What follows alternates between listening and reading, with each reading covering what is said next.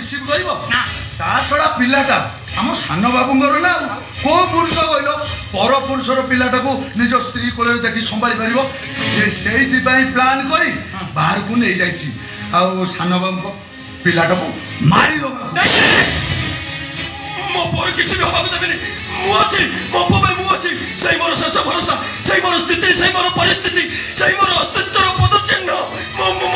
ମୋ ପୁଅକୁ ମୁଁ ବଞ୍ଚେଇବି ମୁଁ ବଞ୍ଚେଇବି ମୋ ପୁଅକୁ ୟେସ୍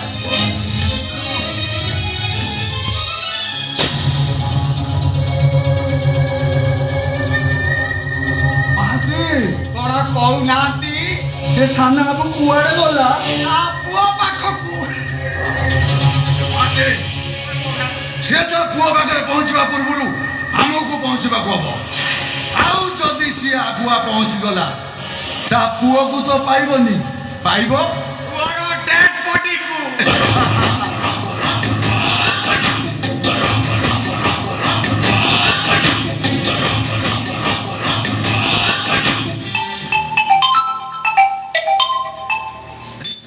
রাধা ফোন করছো হ্যাঁ রাধা